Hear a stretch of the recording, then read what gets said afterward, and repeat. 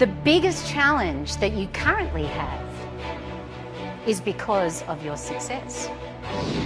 Great companies understand this principle because in the face of the deepest, darkest times, they take extraordinary risk, they take innovative ideas and they put them into practice. How do you take initiative? How do you take the lead no matter what your title is at work? This is the most important time. We're at a time right now where we are looking to our leaders for inspiration. We're looking to our jobs for security. But this is also the optimum time to be able to lead ourselves and create our own destiny. And Michelle Reyes here, her book is called Lead Yourself First. Let's talk a little bit about your book. There are a lot of people in this situation, and I think that they don't even realize it. There are people who settle for the status quo. We like the status quo. We like things to just stay the way they are. Is that true or not? Yeah, of course. Sometimes we don't have to even be out of bed to start giving ourselves a hard time. All we have to do, if we do have someone lying next to us, all we have to do is just open our eyes and look at them. And then we think to ourselves, yep, you're still here.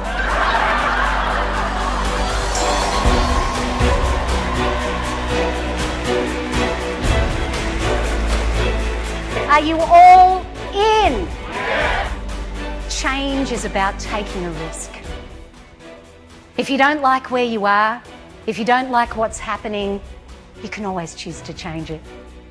Lead Yourself First is absolutely my passion. And I believe that everybody has the ability to be the leader of their own life. Leadership is all about your mindset. Blockbuster video. What happened to Blockbuster Video?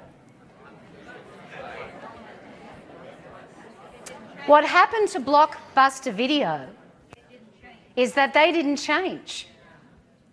I remember going to the store, getting their videos. Do you remember doing that too? Couldn't wait till the new release came out, and then, of course, everything went onto a DVD. But what they were doing, maybe knowingly or unknowingly, was that they were building walls around themselves instead of building bridges to the future. And then what happened?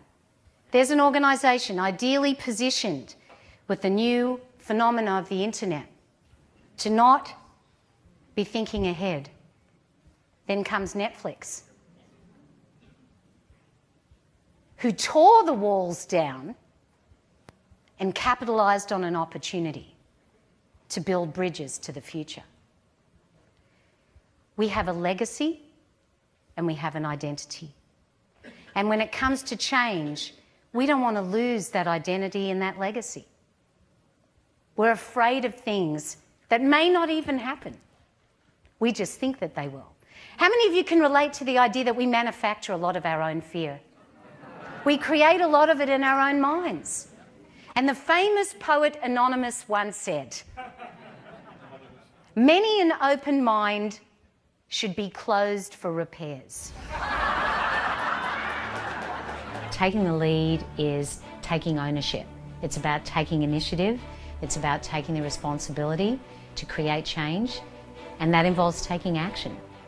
And we all have the capacity to do that, so it has to start with you.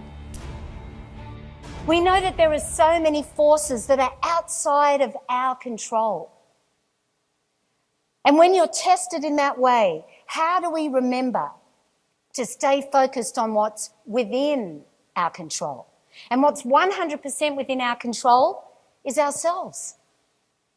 If you search the word leadership on Google, you are going to find over 500 million search results. And while there is no single all-encompassing definition of leadership that's out there, I believe that this is the most all-encompassing definition, and it happens to be mine. Leadership is a state of mind. It has nothing to do with our job title. It's all about who we are. It's all about our character. So we are excellent at telling other people about what they can do to be different and to do things better.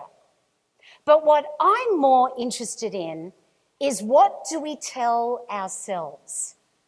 Do you ever talk to yourself?